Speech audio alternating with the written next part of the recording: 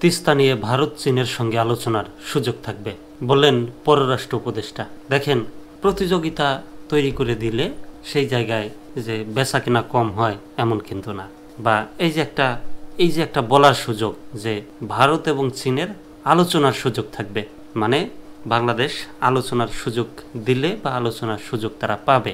এতদিন কিন্তু এইরকম কথা বলা যায় নাই, শুধু ভারতের দিকে চেয়ে থাকতে হয়েছে যে তারা কি করে, তারা কি করবে, আলোচনা করবে কিনা, আলোচনা হবে, আলোচনা করব এমন।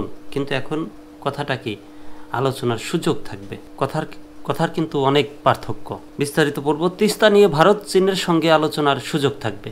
পররাষ্ট্র উপদেষ্টা মোহাম্মদ তৌহিদ হোসেন জানিয়েছেন, ভারতের সহযোগিতা নিয়ে তিস্তা প্রকল্প বাস্তবায়নে সাবেক আওয়ামী লীগ সরকার নীতিগতভাবে সম্মত ছিল।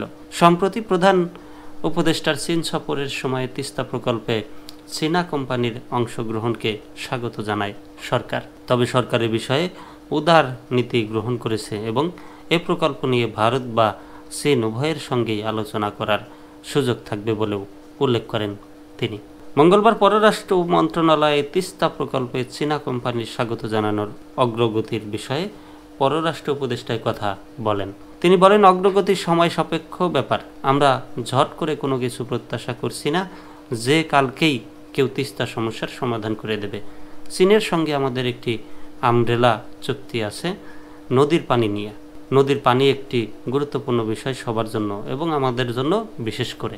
পররাষ্ট্র উপদেষ্টা বলেন, আমরা ওপেন আছি, ভারতের সঙ্গেও সহযোগিতা সম্ভব, চীনের সঙ্গেও সম্ভব, কোনোটাতেই বাধা নেই। আমরা দেখব যে কোন প্রজেক্ট কোথা থেকে সহায়তা নিলে আমাদের সুবিধা হবে, সে অনুযায়ী পানি সম্পদ মন্ত্রণালয় কাজ করবে।